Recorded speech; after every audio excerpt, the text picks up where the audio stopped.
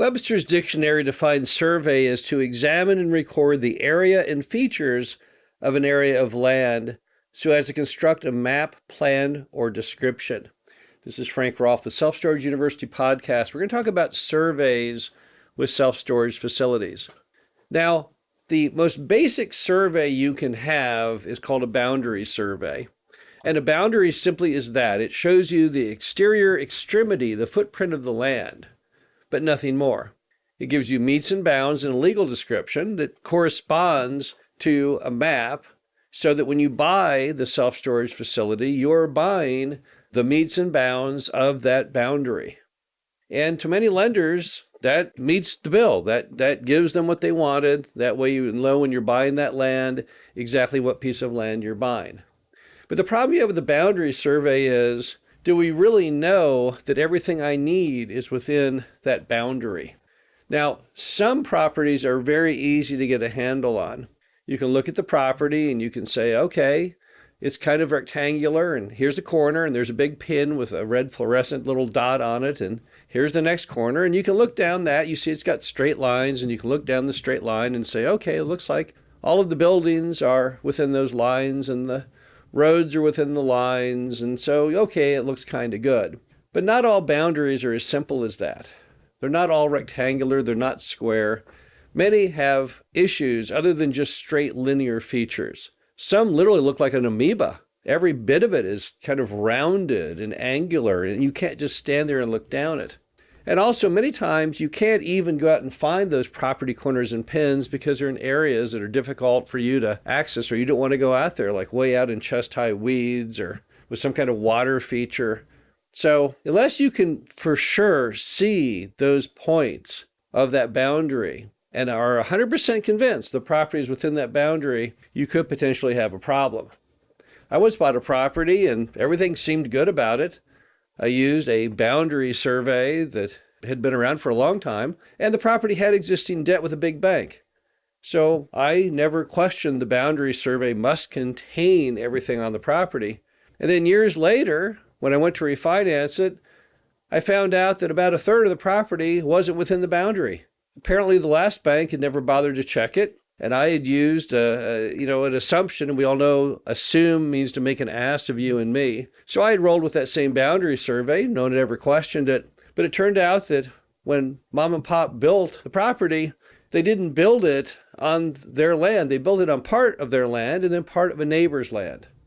Now, the happy ending was I got a local attorney who went to that person, who was a farmer, and said, hey, we got a problem here because our developed property kind of is over your property line, and convinced them that we would argue, if push came to shove, that we had adverse possession because they had never notified us that we had egregiously gone over the property line, and that we would therefore prevail in court. And until then, we'd have everything all tied up in court, so they could not sell their property either. And so they went ahead and signed an agreement, thereby deeding over to us the missing piece of property. But it was a terrible wake-up call to me because I'd always assumed that a survey wasn't that dangerous. So maybe sometimes a better idea than a boundary survey is to show a boundary with improvements. This would show you such things as where the buildings are located and the roads are located and the easements and the driveways into the property. Show that the fence is in fact on your property and not on the neighbor's property. So a boundary with improvements is probably what you need to shoot for when you're buying that storage facility to make sure that you are getting what you think that you're buying. But here's the bigger deal. Normally, you don't get to choose what the survey looks like. That is chosen by your lender. The lender will say, okay, I need a survey of this property, and then it will tell you other applicable things. It may be improvements, but it may go a step beyond that. Now, if you go and get a step beyond that, you're getting what's called an ALTA survey. And what that can often represent is things as much as where the utility lines are, even how deep in the ground they are. Now, that's a very, very expensive kind of survey to make, and rarely does a lender require it. But if the lender said you needed to do it or you couldn't get the loan, you would have no choice. You would just have to do it. Now, is a survey essential on every property? The answer is absolutely. You have to have a survey. That's a non-negotiable item. But the type of survey that you get isn't always the same because, again, it typically ties back to the lender. Now, if the seller is going to carry the paper, the seller may not care if you have a boundary at all. because they're very unsophisticated and they say, well, I've been running this thing and so it must be fine. But that really doesn't work for you as the buyer. You've got to have some kind of survey. Now, if the seller did a boundary survey in the past, you can often get a copy of that old boundary survey, and then you can go back to that same surveyor and get what's called a survey update. Now, on a survey update, what happens is they go ahead and take that survey and mark any new changes, but they do it at a very low cost because they already have that survey in their system. So assuming there are no changes, it's not very hard to get that update. So that's a good low-cost way to get a new survey. But again, that's probably only going to work with seller financing. If there's a bank involved, they're probably going to want to have an entirely different type of survey, a more enhanced survey, and they may even dictate which survey company you use to get the survey. The bottom line to it is that surveys are very, very important. If you buy property and the survey does not represent exactly the footprint of where that storage facility is, then you've really screwed up because you're only buying that which is shown on the survey. So you have to at all times make sure with 100% precision that you're buying what you think you're buying. You cannot depend on the lender to cover that for you.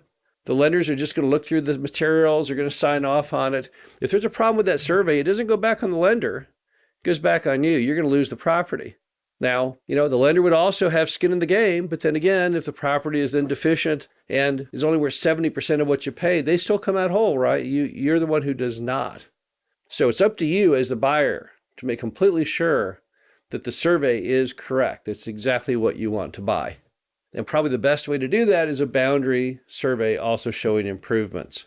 But again, it's not always your choice on what that survey looks like. The bank is the one who really holds the cards. Now, what do you do if the survey is all screwed up? Can you go ahead and buy the storage facility? And the answer is no, I would not.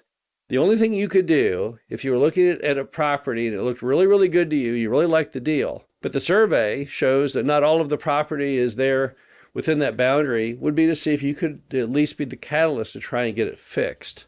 But you couldn't buy it until you had it done. You can never close on a property where the survey is in bad shape.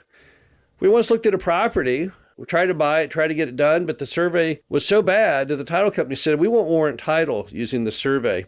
The problem was that whoever drafted the survey years earlier, many years, decades earlier, they had used landmarks which no longer existed. It was very unprofessionally done. So it didn't say things like 35 feet from this point. It would say like 35 feet from the large oak tree. So the large oak tree was gone. And we don't even know which large oak tree they were talking about. It took about a year to fix the survey. Now, the seller really, really wanted to sell. They would say, oh, hey, I'll tell you what, I'll give you a big discount if we can close right now. We said, no, we can't close until we have the corrected survey because we can't get a bank loan until we have the right survey. So in certain cases, you can get the survey repaired enough to buy the property, but you must not exchange your money. You must not sign closing documents until that survey has been fixed. The survey is a really big deal when you're buying real estate. It's one of the most essential pieces that you must have at closing. It's very important that you focus to make sure that you get the right survey. This is Frank Rolfe, the Self Storage University podcast. Hope you enjoyed this. Talk to you again soon.